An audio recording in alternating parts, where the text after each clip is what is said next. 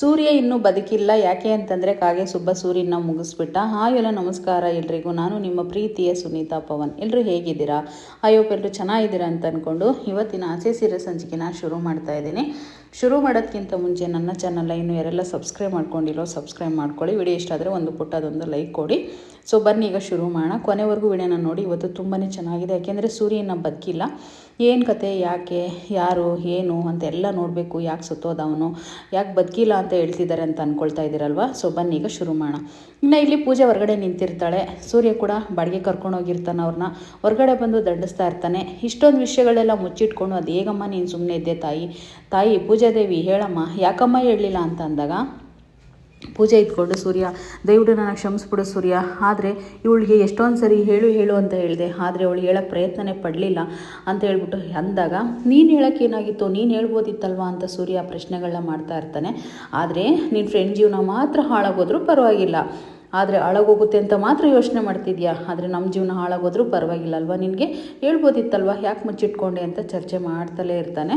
ಇಷ್ಟೆಲ್ಲ ದೊಡ್ಡ ಸತ್ಯನ ಮುಚ್ಚಿಟ್ಕೊಂಡು ಅದೇಗಮ್ಮ ನೀವು ಇಷ್ಟು ಜೀವನ ಮಾಡ್ತಾ ಇದ್ದೀರಂತಾನೆ ಗೊತ್ತಾಗ್ತಿಲ್ಲಲ್ಲ ತಾಯಿ, ನೀವು ತುಂಬ ದೊಡ್ಡವರಮ್ಮ, ನೀವು ಯಾರ ಜೀವನ ಹೇಗಾದರೂ ಪರವಾಗಿಲ್ಲ, ನಿಮ್ಮ ಜೀವನ ಮಾತ್ರ ತುಂಬ ಚೆನ್ನಾಗಿರಬೇಕು ಅಂತೇಳಿ ಚರ್ಚೆ ಮಾಡಬೇಕಾದಾಗ ಇನ್ನು ಫೋಟೋನ ರೆಡಿ ಮಾಡಿಸ್ಕೊಂಡು ಅವರು ಕೂಡ ಹೊರಗಡೆ ಬರ್ತಾರೆ. ಯಾರು, ಕಲ್ಯಾಣರು ಭಾವನು ಅಕ್ಕ ಇಬ್ಬರು ಕೂಡ. ಅವ್ರು ಬಂದ ತಕ್ಷಣ ಬಾ ಸೂರ್ಯನ ಟೈಮ್ ಆಯಿತು ಹೋಗೋಣ ಅಂತೇಳಿ ಕರೆದಾಗ, ಆಯಿತು ಸರ್ ಬರ್ತೀನಿ ಅಂತ ಅಂದಾಗ, ಸರ್ ಕಲ್ಯಾಣಿ ಸತ್ತಿಲ್ಲ ಸರ್ ಅಂತ ಹೇಳಿದಾಗ, ಕಲ್ಯಾಣಿ ನಿಮಗೆ ಗೊತ್ತೇನಪ್ಪ ಅಂತೇಳಿ ಅವ್ರ ಭಾವ ಕೇಳ್ತಾನೆ. ಸರ್ ಆಗಲ್ಲ ಸರ್, ಏನು ಗೊತ್ತಾ, ಕಲ್ಯಾಣಿನ ನೀವು ಹೋಗಿ ಫೋಟೋನ ಇಟ್ಟು ಪೂಜೆ ಮಾಡಿದ್ಮೇಲಲ್ವಾ ಸಾಯೋದು ಅಂತೇಳಿ ಈ ರೀತಿ ಅರ್ಥದಲ್ಲಿ ಹೇಳ್ತಾನೆ. ಅಂದರೆ ನಿಜ ಹೇಳ್ಬಿಡ್ತಾನೇನೋ ಅಂತ ಪೂಜೆಗೆ ತುಂಬ ಭಯ ಆಗುತ್ತೆ, ಆದರೂ ಹೇಳೋದಿಲ್ಲ. ಇಲ್ಲೇನೋ ಒಂದು ಉಲ್ಟಾ ಸೀದಾ ಮಾತಾಡ್ಬಿಟ್ಟು ಸರಿ ಮಾಡಿಬಿಡ್ತಾನೆ ಸೂರ್ಯ. ಸೊ ಇನ್ನು ಫೈನಲಿ ಇವಾಗ ಅವ್ರನ್ನ ಕರ್ಕೊಂಡು ಈಗ ಹಾಸ್ಪಿಟ್ಲ್ ಕಡೆ ಹೋಗ್ಬೇಕು ಅವನು. ಸೊ ಇನ್ನೇನು ಸರಿ ಸರ್ ಆಯಿತು ಅಂತೇಳಿ ಅವ್ನು ಬೆಂಕಿ ಆಗಿರ್ತಾನೆ. ಸೂರ್ಯ ಅಂತಂದರೆ ಏನಂತ ಗೊತ್ತಲ್ವಾ, ಸೂರ್ಯನ ಥರನೇ ಬೆಂಕಿ ಉರಿದಿರ್ತಾನೆ. ಅಷ್ಟೊಂದು ಕೋಪ ಮಾಡಿಕೊಂಡು ಆರ್ನೂ ಕೂಡ ಅವ್ರನ್ನ ಬಾಡಿಗೆ ಕರ್ಕೊಂಡು ಬಂದಿದ್ದೀನಲ್ಲ, ಸೊ ಹಾಗಾಗಿ ನಾನು ಕರ್ಕೊಂಡು ಬರಲೇಬೇಕು ಅಂತೇಳಿ ಅಂದ್ಕೊಂಡು ಅವ್ನ ಮನಸ್ಸಲ್ಲಿ ಇನ್ನೊಂದು ಅಂದ್ಕೊಳ್ತಾನೆ. ಪೂಜೆ ಹತ್ರ ಇನ್ನೊಂದು ಮಾತು ಹೇಳ್ತಾನೆ, ನಮ್ಮ ಫ್ಯಾಮಿಲಿಗೆ ನಾನು ಬೇರೆಯವ್ರಿಗಾದ್ರೇ ಈ ಥರ ತೊಂದರೆ ನಾನು ಸಹಿಸ್ಕೊಳ್ಳೋದಿಲ್ಲ, ಅಂಥದ್ರಲ್ಲಿ ನನ್ನ ಫ್ಯಾಮಿಲಿಗೆ ಈ ರೀತಿ ಆಗಿದೆ ಅಂತಂದರೆ ನಾನು ಸಹಿಸ್ಕೊಳ್ತೀನಿ ಅಂತ ಹೇಗೆ ಅಂದ್ಕೊಂಡ್ಯಾ ಪೂಜಾ, ನೋಡು ಹೇಗೆ ಹೊರಗಡೆ ಬಂತು ಅಂತ ಹೇಳ್ಬಿಟ್ಟು ಅಂದ್ಕೊಂಡು ಅವ್ರನ್ನ ಕರ್ಕೊಂಡು ಈಚೆ ಬಂದುಬಿಡ್ತಾರೆ. ಇನ್ನು ಇಲ್ಲಿ ಒಂದು ಕಡೆ ಅಂತೂ ತುಂಬ ಟೆನ್ಷನ್ ಮನೆಯವರೆಲ್ಲ ಅಂತಂದರೆ ಇದರಲ್ಲಿ ಯಮ ಶಾಂತಿನೂ ಮನೋಜ್ ಬಿಟ್ಬಿಟ್ಟು ಇನ್ನೆಲ್ಲರೂ ಟೆನ್ಷನ್ನು, ಮತ್ತು ರೋಹಿಣಿ ಕೂಡ ಸೇರಿ. ಮತ್ತು ಇಲ್ಲಿ ಫೋನ್ ಮಾಡ್ತಾ ಇರ್ತಾರೆ. ಸೂರ್ಯನ ಫೋನ್ ಸ್ವಿಚ್ ಆಫ್ ಆಗಿರುತ್ತೆ, ಎಷ್ಟೊತ್ತಾದರೂ ಬಂದಿರಲ್ಲ. ತುಂಬ ಟೆನ್ಷನ್ ಮಾಡ್ಕೊತಾ ಇರ್ತಾರೆ ಮನೆಯವರೆಲ್ಲ. ಯಾಕೆ ಏನು ಸೂರ್ಯ ಯಾಕೆ ಬರ್ತಾ ಇಲ್ಲ ಅಂತ ಹೇಳ್ಬಿಟ್ಟು ಇಲ್ಲಿ ಮನೋಜ್ ಇಟ್ಕೊಂಡು ಯಾಕ್ರೋ ಇಷ್ಟೊಂದು ಗಾಬರಿ ಮಾಡ್ಕೋತಾ ಇದ್ದೀರಾ, ನಾನು ನೋಡಿದ್ರೆ ಇವತ್ತು ಆಫೀಸ್ಗೆ ಹೋಗ್ತೀನಿ ಅಂತಂದ್ರೂ ಕೂಡ ಬೇಡ ಅಂತ ಮಮ್ಮಿ ಇಲ್ಲೇ ಮನೇಲಿ ಇಟ್ಕೊಬಿಟ್ಲು. ಮನೇಲಿ ಇಟ್ಕೊಂಡ್ರೆ ಒಂದು ಕಾಫಿ ಇಲ್ಲ, ಒಂದು ಟೀ ಇಲ್ಲ, ಇನ್ನೊಂದಿಲ್ಲ ಮತ್ತೊಂದಿಲ್ಲ, ಸುಮ್ಮನೆ ಮನೇಲಿ ಇಟ್ಕೊಂಡು ಆ ಕಡೆ ಈ ಕಡೆ ಓಡಾಡ್ಕೊಂಡು ಒದ್ದಾಡ್ತಾ ಇದ್ದೀರಾ ಅಂತ ಹೇಳ್ಬಿಟ್ಟು ಅಂದಾಗ ಮೀನಾ ಮಾತ್ರ ತುಂಬ ಟೆನ್ಷನ್ ಮಾಡಿಕೊಂಡು, ನನಗೆ ಯಾಕೋ ತಡ್ಕೊಳಕ್ಕಾಗ್ತಿಲ್ಲ ಮಮ್ಮ ಈ ಟೆನ್ಷನ್ನು, ಯಾವಾಗ ಬರ್ತಾರೆ ಇವರು ಅಂತೇಳಿ ಬರ್ರೇ ಮನೆ ದಾರಿನೇ ನೋಡ್ತಾ ಇರ್ತಾಳೆ. ಮತ್ತು ಅಲ್ಲಿಗೂ ಟೆನ್ಷನ್ ತಡಿಲಾರ್ದ ಹಿಂದೆ ಒಬ್ಬ ಅಜ್ಜಿ ಹೇಳಿರ್ತಾರೆ, ಯಾರಿಗೆ, ಸೂರ್ಯನಿಗೂ ಮೀನನ್ಗಿಬ್ರಿಗೂ, ನೀನು ತಾಳಿ ತುಂಬ ಗಟ್ಟಿಯಾಗಿ ಇಟ್ಕೋಬೇಕಮ್ಮ, ನೀನು ತಾಳಿ ಅಪಾಯ ಇದೆ, ಹಾಗಾಗಿ ನೀನು ತಾಳಿ ಕಿತ್ಕೊಂಡು ಹೋಗೋ ಚಾನ್ಸಸ್ ಕೂಡ ಇದೆ ಅಂತ ಹೇಳಿರ್ತಾರೆ. ಮತ್ತು ಸೂರ್ಯನಿಗೆ ಕೂಡ ಅದೇ ರೀತಿನ ಹೇಳಿರ್ತಾರೆ, ಅಂದರೆ ನಿನಗೂ ಕೂಡ ಅಪಾಯ ಇದೆ, ಹೇಗಾದರೂ ಮಾಡಿ ಜೋಪಾನ ಮಾಡ್ಕೋಬೇಕು ಈ ತಾಳಿನ ಅಂತೇಳಿ. ಆಗಲೇ ತಕ್ಷಣನೇ ಅವರಮ್ಮ ಫೋನ್ ಮಾಡಿಬಿಡು, ಅಮ್ಮ ಎಲ್ಲಿದೆಯಮ್ಮ ನೀನು, ತಕ್ಷಣನೇ ದೇವಸ್ಥಾನಕ್ಕೆ ಹೋಗ್ಬಿಟ್ಟು ದುರ್ಗಾದೇವಿಗೆ ನಮ್ಮ ಮನೆಯವ್ರ ಹೆಸರಲ್ಲಿ ಪೂಜೆ ಮಾಡಿಸಮ್ಮ ಅಂತೇಳಿ ಹೇಳಿದಾಗ, ಅಮ್ಮ ಯಾಕೆ ಏನು ಅಂತ ಏನು ಪ್ರಶ್ನೆ ಕೇಳಬೇಡಮ್ಮ, ನೀನು ಫಸ್ಟ್ ಪೂಜೆ ಮಾಡಿಸು ಅಂತ ಅವ್ರ ಅಮ್ಮನಿಗೆ ಹೇಳ್ತಾಳೆ ಮೀನಾ. ಹೇಳಿ ಮತ್ತೆ ದೇವ್ರ ಮನೆಗೆ ಬಂದ್ಬಿಟ್ಟು ಅವಳು ಕೂಡ ದೇವಿ ಫೋಟೋನ ಇಟ್ಕೊಂಡು ಪೂಜೆ ಮಾಡೋಕ್ಕೆ ಶುರು ಮಾಡ್ತಾಳೆ. ಇಲ್ಲಿ ಶಾಂತಿಗೆ ಮಾತ್ರ ಏನೋ ಒಂಥರ ನೆಗ್ಲೆಟು, ಮಗ ಮನೆಗೆ ಬಂದಿಲ್ಲ, ನಾನು ಟೆನ್ಷನ್ ಇಲ್ಲ, ಇನ್ನೊಂದಿಲ್ಲ, ಅವಳಿಗೆ ಮನೋಜ್ ಒಂದು ಇದ್ಬಿಟ್ರೆ ಸಾಕು, ಇನ್ಯಾರೂ ಬೇಡ ಅವಳಿಗೆ. ಅದೇನೇ ಹೇಳ್ತಾರಲ್ಲ, ಸತ್ ಮೇಲೇನೋ ಒಬ್ಬರು ಬೆಲೆ ಗೊತ್ತಾಗೋದು ಅಂತ, ಇವಳಿಗೂ ಗೊತ್ತಾಗುತ್ತೆ ಮುಂದೆ ಅದು. ಸೊ ಫೈನಲಿ ಟೆನ್ಷನ್ ಮಾಡಿಕೊಂಡು ಒದ್ದಾಡಿಕೊಂಡು ಎಷ್ಟೊಂದು ಒದ್ದಾಡ್ತಿದ್ದಾರೆ ಅಂತಂದರೆ, ರಂಗನಾಥ್ ಅಂತೂ ತುಂಬ ಟೆನ್ಷನ್ ಮಾಡ್ಕೊತಾ ಇರ್ತಾರೆ, ನನ್ನ ಕಂದ ಇನ್ನೂ ಬಂದಿಲ್ಲ ಮನೆಗೆ, ನನ್ನ ಜೀವ ಇನ್ನೂ ಬಂದಿಲ್ಲ ಅಂತ ಹೇಳ್ಬಿಟ್ಟು. ಮತ್ತಿಲ್ಲಿ ಇವನು ಮನೋಜ್ ಏನೇನೋ ಕೇಳ್ತಾ ಇರ್ತಾನೆ, ಅಮ್ಮ ಯಾಕಮ್ಮ ನನ್ನ ಅಪ್ಪ ಈ ರೀತಿ ಬೈತಿದ್ದಾರೆ ಅಂತಂದರೆ, ಕಂದ ಸುಮ್ಮನಿರಪ್ಪ, ಅವ್ರು ಏನು ಮಾಡೋಕ್ಕಾಗೋದಿಲ್ಲ, ಹಂಗೆ ಬೈತಾ ಇರ್ತಾರೆ ಅವ್ರು ಯಾವಾಗಲೂ ಅಂತ ಅಂದಾಗ, ಇನ್ನು ರಂಗನಾಥ್ ಇದ್ಕೊಂಡು ಡ್ರಾಬೆ ನನ್ನ ಮಗನೇ, ಅಂತ ನನ್ನ ಮಗನೇ, ಇಂಥ ನನ್ನ ಮಗನೇ ಅಂತ ಬೈತಲೇ ಇರ್ತಾರೆ. ಸೊ ಇನ್ನೊಂದು ಕಡೆ ಇಲ್ಲಿ ದೇವಿಗೆ ಮೀನಾ ಪೂಜೆ ಮಾಡಿಸ್ತಾ ಇರ್ತಾಳೆ, ಅಂದರೆ ನೈವೇದ್ಯ ಮಾಡ್ತಾ ಇರ್ತಾಳೆ, ಕುಂಕುಮಾರ್ಚನೆ ಮಾಡಿಸ್ತಾ ಇರ್ತಾಳೆ, ಹೂವು ಹಾಕ್ತಾ ಇರ್ತಾಳೆ. ಇನ್ನು ಸೂರ್ಯ ಒಂದು ಕಡೆ ಅವ್ರನ್ನೆಲ್ಲ ಬಿಟ್ಬಿಟ್ಟು ಚೆನ್ನಾಗಿ ಡ್ರಿಂಕ್ಸ್ ಮಾಡಿಕೊಂಡು ಡ್ರೈವಿಂಗ್ ಮಾಡ್ತಾ ಇರ್ತಾನೆ. ಅಜ್ಜಿ ಹೇಳಿರ್ತಾಳಲ್ಲ ಅದನ್ನೂ ಕೂಡ ಸೂರ್ಯ ನೆನ್ಪು ಮಾಡ್ಕೊತಾ ಇರ್ತಾನೆ. ಅಂದರೆ ನಿನಗೊಂದು ದೊಡ್ಡ ಸತ್ಯನೇ ಓಪನ್ ಆಗಿಬಿಡುತ್ತೆ ನಿನ್ನ ಜೀವನದಲ್ಲಿ, ಮತ್ತು ನಿನಗೆ ಅಪಾಯ ಇದೆ ಅಂತೆಲ್ಲ ಹೇಳಿರ್ತಾರೆ. ಅದನ್ನು ಇವಾಗ ಸತ್ಯ ಓಪನ್ ಆಯ್ತಲ್ವ, ಆ ಅಜ್ಜಿ ಹೇಳಿರೋದು ಕನ್ಫರ್ಮ್ ಆಯಿತು ಸೂರ್ಯನಿಗೆ. ಮತ್ತು ನನ್ನ ನಾದ್ನಿಯಪ್ಪ, ನನ್ನ ವಾರ್ಗಿತ್ತಿ ಇವಳು ಅಂತೆಲ್ಲ ಹೇಳಿರ್ತಾರಲ್ವ, ಅದನ್ನೆಲ್ಲ ನೆನ್ಪು ಮಾಡಿಕೊಂಡು ಡ್ರಿಂಕ್ಸ್ ಮಾಡಿಕೊಂಡು ಕಾರ್ನ ಓಡಿಸ್ತಾ ಇರ್ತಾನೆ ಸೂರ್ಯ. ಅಷ್ಟರಲ್ಲೇ ಮಳೆ ಬಂದುಬಿಡುತ್ತೆ. ಒಂದು ಕಡೆ ಮಳೆ ಬಂದ ತಕ್ಷಣವೇ ಗುಡ್ಲು ಸಿಡ್ಲು ಎಲ್ಲ ಎದ್ಬಿಡುತ್ತಲ್ವ. ಸೊ ಇನ್ನು ಅವ್ನ ಗಾಡಿ ಕೂಡ ಪ್ರಾಬ್ಲಮ್ ಆಗಿ ಕೆಟ್ಟೋಗ್ಬಿಡುತ್ತೆ ಸೂರ್ಯಂದು. ಅಲ್ಲೊಂದು ಹತ್ರ ನಿಂತಿರುತ್ತೆ ಗಾಡಿ. ಅವನು ರೆಡಿ ಮಾಡಬೇಕು ಅಂತ ರೆಡಿ ಮಾಡ್ಕೊತಾ ಇರ್ತಾನೆ. ಮೀನ ಮಾತ್ರ ಇಲ್ಲೊಂದು ಕಡೆ ದೇವಿಗೆ ಕುಂಕುಮಾರ್ಚನೆ ಮಾಡ್ತಲೇ ಇರ್ತಾರೆ.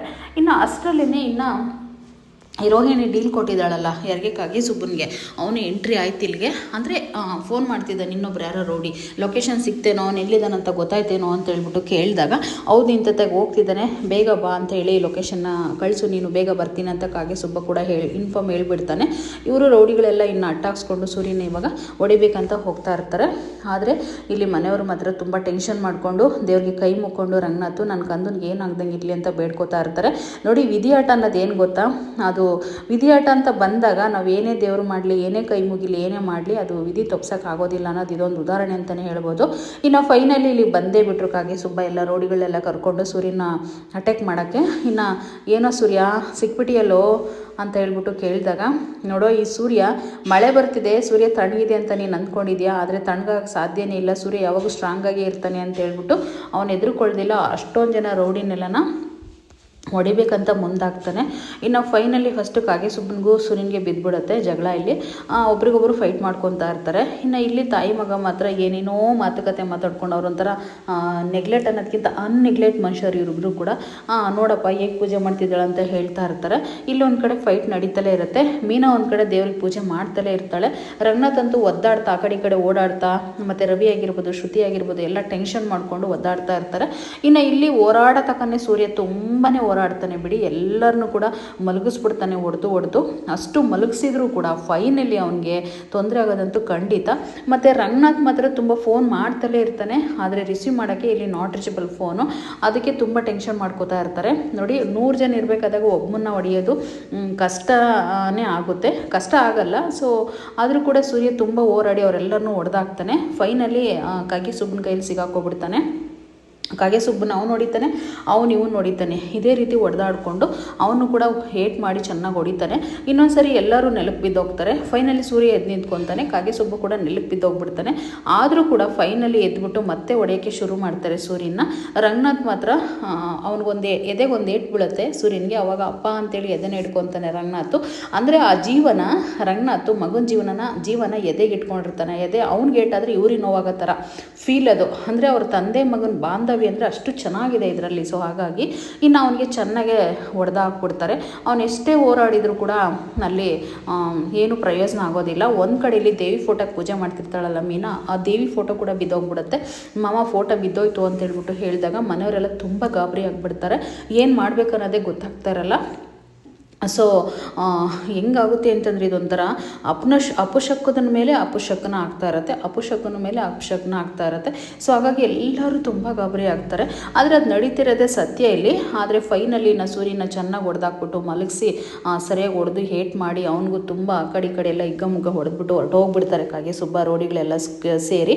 ಇನ್ನು ಇಲ್ಲಿ ಮೀನಾ ಅಂತೂ ಮುಗೀತು ಕತೆ ಮಾಮ, ಫೋಟೋ ಬೇರೆ ಕೆಳಗಡೆ ಬಿದ್ದಿದೆ, ಏನೋ ಆಗ್ತಿದೆ ತೊಂದರೆ, ಏನೋ ಅನಾಹುತ ಮುಂದೆ ಬಂದಿದೆ, ದೇವಿ ನಮ್ಮಮ್ಮ ಕಾಪಾಡಮ್ಮ ಅಂತೇಳಿ ಮತ್ತೆ ದೇವಿನ ನೆನೆಸ್ಕೊಂಡು ಅವಳು ಕುಂಕುಮಾರ್ಚನೆ ಮಾಡಿಸ್ತಲೇ ಇರ್ತಾಳೆ. ಆದರೆ ಸೂರ್ಯ ಮಾತ್ರ ಇಲ್ಲಿ ಬಿದ್ದೋಗಿರ್ತಾನೆ ಮಳೆಯಲ್ಲಿ ಒಡಿಸ್ಕೊಂಡು ಚೆನ್ನಾಗೆ. ಇನ್ನು ಫೈನಲಿ ರಂಗನಾಥ್ ಕೂಡ ತುಂಬ ಟೆನ್ಷನ್ ಮಾಡಿಕೊಂಡು ನನ್ನ ಕಂದನಿಗೆ ಏನೂ ಆಗ್ದಂಗೆ ಇರಲಿ, ಮನೆಗೆ ಬಂದುಬಿಡಲಿ ಅಂತ ಕೂಡ ಹೇಳ್ಕೊತಾ ಇರ್ತಾರೆ ದೇವ್ರ ಹತ್ರ. ಮತ್ತು ಇನ್ನು ಮೀನ ಪೂಜೆನೆಲ್ಲ ಮಾಡಿಕೊಂಡು ಹೊರಗಡೆ ಬರ್ತಾಳೆ. ಆವಾಗ ಶ್ರುತಿ ಇದ್ಕೊಂಡು, ಮೀನಮ್ಮರಿ ನೀನು ಈ ರೀತಿ ಫೀಲಿಂಗಲ್ಲಿ ಇರಬೇಡ, ಈ ಮನೆಗೆ ನೀನೇ ಅಂತಾನೆ ಎನರ್ಜಿ ಬೂಸ್ಟ್ ಇದ್ದಂಗೆ ಖುಷಿಯಾಗಿರು ಅಂತ ಹೇಳ್ತಾ ಇರ್ತಾಳೆ. ಶ್ರುತಿ ನಾನು ಹೇಗೆ ಖುಷಿಯಾಗಿರಲಿ, ನಮ್ಮ ಮನೆಯವ್ರು ಬರೋವರೆಗೂ ನಾನು ಇದೇ ರೀತಿಯೇ ಇರ್ತೀನಿ ಅಂತ ಕೂಡ ಮೀನಾ ಹೇಳ್ತಾಳೆ. ಈ ಮನೋಜ ಇಂಥ ಟೈಮಲ್ಲಿ ಕೂಡ ಮಮ್ಮಿ ನನಗೆ ಬಾದಾಮಿ ಹಾಕ್ಬಿಟ್ಟು ಶಾವಿಗೆ ಉಪ್ಪಿಟ್ಟು ಮಾಡಿಸ್ಕೊಡು ಮಮ್ಮಿ ಅಂತ ಹೇಳ್ಬಿಟ್ಟು ಕೇಳ್ತಾ ಇರ್ತಾನೆ. ಆವಾಗ ಇಲ್ಲಿ ರಂಗನಾಥ್ ಇದ್ಕೊಂಡು ಬಾಯಿಗೆ ಬಂದಂಗೆ ಬೈತಾನೆ, ನೀನು ನಾಚಿಕೆ ಮಾನ ಮರ್ಯಾದೆ ಏನಿಲ್ವಾ, ಈ ರೀತಿ ಶಾವಿಗೆ ಉಪ್ಪಿಟ್ಟು ಕೇಳ್ತೀಯಲ್ಲ ಇಂಥ ಟೈಮಲ್ಲಿ ಕೂಡ ಅಂತ ಹೇಳ್ಬಿಟ್ಟು, ಹೊತ್ತು ವೇಳೆ ಏನೂ ಇಲ್ವಾ ನಿನಗೆ ಅಂತ ಅಂದಾಗ, ಅಪ್ಪ ಡ್ಯಾಡಿ ಯಾವ ಟೈಮಲ್ಲಿ ತಿಂದರೆ ಏನಪ್ಪ ಶಾವಿಗೆ ಉಪ್ಪಿಟ್ಟನ್ನ, ಅದೇನು ತಿನ್ನಲ್ಲ ಅಂತ ಒಳಗೆ ಹೋಗಲ್ಲ ಅಂತ ಅನ್ಸುತ್ತಾ ಅಂತ ಹೇಳ್ಬಿಟ್ಟು ಅವನು ಹೇಳ್ತಾ ಇರ್ತಾನೆ. ಶ್ರುತಿ ಕೂಡ ಬಾಯಿಗೆ ಬಂದಂಗೆ ಬೈತಾಳೆ, ಏನ್ರಿ ನಿಮ್ಗೆ ಒಂಚೂರು ಕಾಮನ್ ಸೆನ್ಸ್ ಇಲ್ವೇನ್ರಿ, ಈ ರೀತಿ ಎಲ್ಲ ಕೇಳ್ತಾ ಇರ್ತೀರ ಅಂದಾಗ ರವಿ ಇದ್ಕೊಂಡೆ, ಮುಚ್ಚ ಬಾಯಿ, ನೀನೇನೋ ಈ ರೀತಿ ಎಲ್ಲ ರಾಗಡೆ ಮಾಡ್ತಾ ಇದೆಯಾ, ನೀನು ನಾಚಿಕೆ ಮಾನ ಮರ್ಯಾದಿಲ್ವೇನೋ ಅಂತ ಅವನು ಒಂದಿಷ್ಟು ಬೈತಾನೆ. ಆಗ ಇವಳು ರೋಹಿಣಿ ಇದ್ಕೊಂಡು, ಯಾಕ್ರಿ ಅವ್ರು ಏನು ತಪ್ಪ ಕೇಳಿದ್ರೇನ್ರಿ, ಬಿಡ್ರಿ ಹೋಗ್ಲಿ, ಬೆಳಗ್ಗೆ ನಾನು ಮೀನಾ ಹತ್ರ ಮಾಡಿಸ್ಬಿಟ್ಟು ನಿಮಗೆ ಕೊಡ್ತೀನಿ ಬಾದಾಮಿ ಹಾಕಿ ಶಾವಿಗೆ ಉಪ್ಪಿಟ್ಟು ಅಂತ ಕೂಡ ಇವಳು ರೋಹಿಣಿ ಹೇಳ್ತಾಳೆ. ಇವಳಿಗೆ ಆಲೇ ವಿಷಯ ಗೊತ್ತಾಗಿರುತ್ತೆ, ಸೂರ್ಯನ ಮಲಗಿಸಿರ್ತಾರೆ ಹೊಡೆದ್ಬಿಟ್ಟು ಅಂತ ಹೇಳ್ಬಿಟ್ಟು. ಅವಾಗ ದೇವ್ರಿಗೆ ಕೈ ಮುಗಿತಾ ಇರ್ತಾನೆ ಯಾರು ರಂಗನಾಥು, ಏನು ನನ್ನ ಮಗನಿಗೆ ಆಗ್ದಂಗೆ ಮನೆಗೆ ಬರಲಿ ಸೇಫ್ಟಿಗೆ ಅಂತ ಹೇಳ್ಬಿಟ್ಟು. ತಿರ್ಗಾ ಇಲ್ಲಿ ರವಿ ಇದ್ಕೊಂಡು ಫೋನ್ ಮಾಡೋಕ್ಕೆ ಟ್ರೈ ಮಾಡ್ತಾ ಇರ್ತಾನೆ, ಬರೀ ಫೋನ್ ನಾಟ್ ರೀಚಬಲ್ ಬರ್ತಾ ಇರುತ್ತೆ. ಸಾರಿ, ಇನ್ನು ರೋಹಿಣಿಗೆ ಗೊತ್ತಾಗಿರಲ್ಲ ವಿಷಯ. ಈಗ ಫೋನ್ ಬರುತ್ತೆ ರೋಹಿಣಿಗೆ. ಫೋನ್ ಬಂದ ತಕ್ಷಣವೇ ಅವಳು ಫೋನು ಮಾತಾಡಬೇಕಂತ ಹೊರಗಡೆ ಬರ್ತಾಳೆ. ಅದು ಕಾಗೆ ಸುಬ್ಬನ ಫೋನ್ ಆಗಿರುತ್ತೆ. ಫೋನಲ್ಲಿ ಮಾತಾಡಿದ ತಕ್ಷಣ ಮುಗೀತು ಕತೆ ಅಂತ ಹೇಳ್ಬಿಟ್ಟು ಕಾಕೆ ಸುಬ್ಬ ಹೇಳ್ತಾನೆ, ಏನೋ ಹೇಳ್ತಿದ್ದೀರಾ ನೀವು ಅಂತ ಅಂದಾಗ, ಹೌದು ಮುಗಿಸ್ಬಿಟ್ಟೆ ಕತೆ, ನಾವನ್ನ ಬರೀ 3 ಏಟಿಗೆ ಹೊಡೆದಾಕ್ತೆ ಅಂತ ಹೇಳ್ಬಿಟ್ಟು ಹೇಳಿದಾಗ ರೋಹಿಣಿ ತುಂಬ ಗಾಬರಿಯಿಂದ ಫೋನ್ನ ಕಟ್ ಮಾಡ್ತಾಳೆ. ಅಂದರೆ ಅವಳ ವಿಷಯ ಈಗ ಗೊತ್ತಾಯಿತು. ಮತ್ತು ಇನ್ನು ಫೈನಲಿ ಇಲ್ಲಿ ಒಂದು ಕಡೆ ಸೂರ್ಯ ಬಿದೋಗಿರ್ತಾನಲ್ವ, ಬಿದೋದ್ಮೇಲೆ ಇನ್ನು ಪೊಲೀಸ್ನವರೆಲ್ಲ ನೋಡಿಕೊಂಡು ಮನೆಗೆ ಆಂಬುಲೆನ್ಸ್ ತಗೊಂಡೋಗಿ ಕರ್ಕೊಂಡೋಗಿ ಬಂದಿರ್ತಾರೆ. ಇನ್ನು ಮನೆ ಹತ್ರ ಎಂಟ್ರಿ ಬಂದಾಯಿತು. ಎಂಟ್ರಿ ಬಂದ ತಕ್ಷಣವೇ ಇನ್ನು ಮನೆಗೆ ಬಂದ ತಕ್ಷಣ ಬೆಲ್ ಮಾಡಬೇಕಲ್ವ, ಬೆಲ್ ಮಾಡ್ತಾರೆ. ಅವಾಗ ಈ ಶಾಂತಿ ಇದ್ಕೊಂಡು, ನೋಡು ಬೆಲ್ ಮಾಡಿದ್ರು ಬಂದ ಸೂರ್ಯ ಅಂತ ಹೇಳ್ಬಿಟ್ಟು ಹೇಳಿದಾಗ ಇಲ್ಲಿ ಮೀನಾ ಹೋಗಿ ಬಾಗಿಲ ಓಪನ್ ಮಾಡ್ತಾಳೆ. ಆದರೆ ಅಲ್ಲಿ ಪೊಲೀಸ್ನವ್ರು ಬರ್ತಾರೆ. ಆ ಪೊಲೀಸ್ನವ್ರನ್ನ ನೋಡಿ ತುಂಬ ಗಾಬರಿ ಆಗುತ್ತೆ. ಒಳಗಡೆ ಬರ್ಬೋದಾ ಅಂತ ಪೊಲೀಸ್ನವ್ರು ರವಿನ ಕೇಳ್ತಾರೆ. ಬನ್ನಿ ಸರ್ ಪರವಾಗಿಲ್ಲ ಅಂತೇಳಿ ಒಳಗಡೆ ಕರೀತಾರೆ. ಇದು ಸೂರ್ಯನ ಮನೆನಾ ಅಂತ ಕೇಳ್ತಾರೆ. ಹೌದು ಸೂರ್ಯನ ಮನೆಯೇ. ಸೂರ್ಯನ ನನ್ನ ಮಗನಿಗೆ ಏನಾಯಿತು ಅಂತ ರಂಗನಾಥ್ ಕೇಳ್ತಾನೆ. ಸರ್ ಏನಾಗಿಲ್ಲ ಸರ್, ನಾನು ಹೇಳೋದನ್ನ ನೀವು ಎಲ್ಲ ಧೈರ್ಯದಿಂದ ಕೇಳಿಸ್ಕೋಬೇಕು, ಸ್ವಲ್ಪ ಮನಸ್ಸನ್ನ ಗಟ್ಟಿಯಾಗಿ ಇಟ್ಕೊಳ್ಳಿ ಅಂತ ಪೊಲೀಸ್ ಹೇಳ್ಬಿಡ್ತಾನೆ. ಅವಾಗ ಇವ್ರಿಗೆ ತುಂಬ ಗಾಬರಿ ಆಗ್ಬಿಡುತ್ತೆ, ಏನಪ್ಪ ಇದು ಅಂತ ಹೇಳ್ಬಿಟ್ಟು.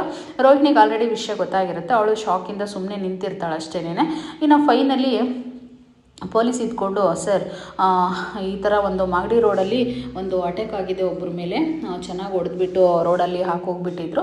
ಸೊ ಅವನು ಕೊನೆ ಆಸೆ ನಮ್ಮ ಹತ್ರ ಹೇಳ್ಕೊಂಡ, ಏನು ಗೊತ್ತಾ, ನಮ್ಮ ಫ್ಯಾಮಿಲಿನ ಕೇಸು ಕೋರ್ಟು ಕಚೇರಿ ಹಾಸ್ಪಿಟಲ್ ಅಂತ ಅಲ್ಸಕ್ಕೆ ಹೋಗಬೇಡಿ, ನನ್ನ ತಗೊಂಡೋಗ್ಬಿಟ್ಟು ಮನೆ ಹತ್ರ ಬಿಟ್ಬಿಡಿ ಸಾಕು ಅಂತ ಕೊನೆ ಆಸೆನೇ ಹೇಳ್ಕೊಂಡಿದ್ದಕ್ಕೋಸ್ಕರ ನಾವು ಯಾವುದೇ ಪ್ರೋಸೆಸ್ ಮಾಡ್ದಂಗೆ ನಿಮ್ಮ ಅಡ್ರೆಸ್ಗೆ ಕರ್ಕೊಂಡು ಬಂದಿದ್ದೀವಿ ಅಂತ ಹೇಳ್ಬಿಟ್ಟು ಹೇಳಿದಾಗ, ಅದು DL ನೋಡಿದ್ವಿ, ಈ ಅಡ್ರೆಸ್ನ ತೋರಿಸ್ತು, ಹಾಗಾಗಿ ಕರ್ಕೊಂಡು ಬಂದ್ವಿ ಅಂತ ಹೇಳ್ಬಿಟ್ಟು ಹೇಳಿದಾಗ ರಂಗನಾಥ್ ಇದ್ಕೊಂಡು, ಯಾರ ಬಗ್ಗೆ ಹೇಳ್ತಿದ್ದೀರಾ, ಯಾರಿಗೇನು ಪ್ರಾಬ್ಲಮ್ ಆಗಿದೆ ಅಂತ ಕೇಳ್ತಾನೆ ಇರ್ತಾರೆ. ಆವಾಗ ನಿಮ್ಮ ಮಗ ಅಂದರೆ ಸೂರ್ಯ ಅಂತ ಹೇಳ್ಬಿಟ್ಟು ಹೇಳ್ಬಿಡ್ತಾರೆ. ಸೂರ್ಯನಾ, ನನ್ನ ಕಂದನ ಅಂತ ಹೇಳ್ಬಿಟ್ಟು ಅವಾಗ ಎಲ್ಲರೂ ಕೂಡ ಅಳಕ್ಕೆ ಶುರು ಮಾಡಿಬಿಡ್ತಾರೆ. ಅಳಕ್ಕೆ ಅಂತಂದರೆ ಜೀವ ಹೋಗೋ ಥರ ಅಳ್ತಾ ಇರ್ತಾರೆ. ಇನ್ನು ರಂಗನಾಥ್ ಅಂತೂ ಎದೆ ಹಿಡ್ಕೊಂಡು ನನಗೇನೋ ಆಯಿತು ಅಂತ ಬಿದ್ದೋಗೋ ಟೈಮಲ್ಲಿ ಶಾಂತಿ ಇದ್ಕೊಂಡು ತುಂಬ ಟೆನ್ಷನಿಂದ, ರೀ ನೀವು ಟೆನ್ಷನ್ ಮಾಡ್ಕೋಬೇಡ್ರಿ ಅಂತ ಹೇಳ್ಬಿಟ್ಟು ಎದೆನ ಬಂದು ಹಿಡ್ಕೋತಾಳೆ. ಇನ್ನು ಫೈನಲಿ ಎಲ್ಲಿದ್ದಾರೆ ಇವಾಗ, ಏನು ಕತೆ ನನ್ನ ಮಗ ಅಂತೇಳಿ ರಂಗನಾಥ್ ಕೇಳಿದಾಗ, ಒಂದು ನಿಮಿಷ ರೀ ಕರ್ಕೊಂಡು ಬರ್ತೀನಿ ಅಂತ ಕೂಡ ಅವರು ಹೊರಗಡೆ ಹೋಗ್ತಾರೆ. ಇನ್ನು ಇಲ್ಲಿ ಆಂಬುಲೆನ್ಸಲ್ಲಿ ಹಾಕೋ ಬಂದಿರ್ತಾರೆ ಸೂರ್ಯನ, ಅಂದರೆ ಅವನು ಆಲ್ರೆಡಿ ಪ್ರಾಣ ಬಿಟ್ಟಿರ್ತಾನೆ. ಇನ್ನು ಮನೋಜ್ ಅಂತ ಈ ಟೈಮಲ್ಲಿ ತುಂಬ ಶಾಕ್ ಆಗ್ತಾನೆ. ಅದೇನೇ ದ್ವೇಷ ಮಾಡಿರಲಿ, ಅಣ್ಣ ತಮ್ಮಗಳಂದರೆ ರಕ್ತ ಸಂಬಂಧ ಹಂಚ್ಕೊಂಡು ಹುಟ್ಟಿರ್ತಾರಲ್ವ, ಸೊ ಹಾಗಾಗಿ ಈಗ ಕೂಡ ಖಂಡಿತ ಶಾಂತಿಗೆ ಮನವರಿಕೆ ಆಗುತ್ತೆ, ಮಗನ ಕಳ್ಕೊಂಡು ಬಿಟ್ನಲ್ಲ ಅಂತ ಹೇಳ್ಬಿಟ್ಟು. ಇನ್ನು ರವಿ ಆಗಿರ್ಬೋದು, ಶ್ರುತಿ ಆಗಿರ್ಬೋದು, ಮೀನು ಅಂತೂ ಆಕಾಶಕ್ಕೆ ಭೂಮಿಗೆ ಒಂದು ಮಾಡಿ ಅಳ್ತಾ ಇರ್ತಾಳೆ. ರಂಗನಾಥ್ ಅಷ್ಟೇ ಜೀವನ ಇಟ್ಕೊಂಡಿರ್ತಾನಲ್ವ ಮಗನ ಮೇಲೆ, ತುಂಬ ಟೆನ್ಷನ್ನಿಂದ ಅಳ್ತಾ ಇರ್ತಾನೆ. ಸೊ ಏನಪ್ಪ ಈ ರೀತಿಯಾಗೋಯ್ತು, ನನ್ನ ಕಂದ ನನ್ನ ಬಿಟ್ಟು ಹೋಗ್ಬಿಟ್ನಾ, ನನಗಿಂತ ಮುಂಚೆನೇ ಅವನೇ ಹೋದ್ನಾ ಅಂತ ರಂಗನಾಥ್ ತುಂಬ ಫೀಲಿಂಗಿಂದ ಅಳಬೇಕಾದಾಗ, ಇನ್ನು ಇಲ್ಲಿ ಆಂಬುಲೆನ್ಸಲ್ಲಿ ಬಂದು ಅಂದರೆ ಹೆಣನ ಎತ್ಕೊತಾರೆ ಸೂರ್ಯನ. ಎತ್ಕೊಂಡಾಗ ಅವನು ಆಲ್ರೆಡಿ ಬಟ್ಟೆ ಎಲ್ಲ ವೈಟ್ ಬಟ್ಟೆನೆಲ್ಲ ಹಾಕಿಬಿಟ್ಟು ಮೇಲಕ್ಕೆ, ಅವನಿಗೆ ತುಂಬ ಮುಖಕ್ಕೆ ಎಲ್ಲ ಕಡೆನೂ ಗಾಯ ಆಗಿರುತ್ತೆ. ಒಳಗಡೆ ಕರ್ಕೊಂಡು ಬಂದುಬಿಡ್ತಾರೆ. ಅದನ್ನು ನೋಡಿದ ತಕ್ಷಣ ಮನೆಯವರೆಲ್ಲ ಒಂದು ನಿಮಿಷ ಶಾಕ್ ಆಗಿಬಿಡ್ತಾರೆ. ಶಾಕು ಅಂತಂದರೆ ಹೇಳೋಕ್ಕೆ ಆಗೋದಿಲ್ಲ, ಅಷ್ಟೊಂದು ಶಾಕ್ ಆಗ್ತಾರೆ. ರಂಗನಾಥ್ ಅಂತೂ ಹೋಗಿ ಮುಂದೆ ನಿಂತ್ಕೊಂಡು ಸಿಕ್ಕಾಪಟ್ಟೆ ಹೇಳ್ತಾನೆ ಕೂತ್ಕೊಂಡು. ಇನ್ನು ಮೀನಾ ಅಂತೂ ನೋಡೋಕ್ಕೆ ಆಗ್ತಾರಲ್ಲ, ಅಷ್ಟೊಂದು ಶಾಕ್ ಆಗಿಬಿಟ್ಟಿರ್ತಾಳೆ. ಇನ್ನು ಶ್ರುತಿನೂ ಅಷ್ಟೇ, ಎಲ್ಲರೂ ಶಾಕ್ ಆಗಿರ್ತಾರೆ. ರವಿ ಅಂತೂ ಸಿಕ್ಕಾಪಟ್ಟೆ ಅಳ್ತಾ ಇರ್ತಾನೆ ಆಲ್ರೆಡಿ ಅವನು. ಇನ್ನು ಮನೋಜನು ಅಷ್ಟೇ ನೋಡಿಬಿಟ್ಟು ತಮ್ಮನ್ನ ತುಂಬ ಬೇಜಾರು ಮಾಡ್ಕೊಂಡು ಅವನು ಕೂಡ ಬಂದು ಅಳ್ತಾ ಇರ್ತಾನೆ. ರೋಹಿಣಿ ಮಾತ್ರ ಒಂದು ತುಟ್ಟು ಕಣ್ಣೀರು ಕೂಡ ಬರ್ತಾ ಇರಲ್ಲ ಬಿಡಿ. ಇನ್ನು ಫೈನಲಿ ಇಲ್ಲಿ ಶಾಂತಿ ಕೂಡ ತುಂಬ ಬೇಜಾರು ಮಾಡಿಕೊಂಡು ಸಿಕ್ಕಾಬಟ್ಟೆ ನಾಳೆ ಸಂಚಿಕೆಯಲ್ಲಿ ಅಳ್ತಾಳೆ ಅಂತ ಅನಿಸುತ್ತೆ. ನೋಡೋಣ ಏನಾಗುತ್ತೆ ಏನು ಕತೆ ಅಂತ ಹೇಳ್ಬಿಟ್ಟು. ಇದೇನಪ್ಪ ನಿನ್ನೆ ನೋಡಿದ್ರೆ ರೋಹಿಣಿ ಸತ್ಯ ಬೈಲ್ ಮಾಡಿದ ಸೂರ್ಯ ಅಂತ ಟೈಟಲ್ ಬರೆದಿದ್ರು, ಇವತ್ತು ಸೂರ್ಯನೇ ಸತ್ತೋಗಿದ್ದಾನಂತ ಟೈಟಲ್ ಬರೀತಾರಂತ ಅನ್ಕೋಬೇಡಿ. ಇದು ಟ್ವಿಸ್ಟ್ ಇನ್ನೂ ತುಂಬ ಚೆನ್ನಾಗಿರುತ್ತೆ ನಾಳೆ ಕೂಡ ಅಂತ ಹೇಳ್ತಾ ವಿಡಿಯೋ ನೋಡ್ರಿಗೆಲ್ಲ ಥ್ಯಾಂಕ್ ಯು.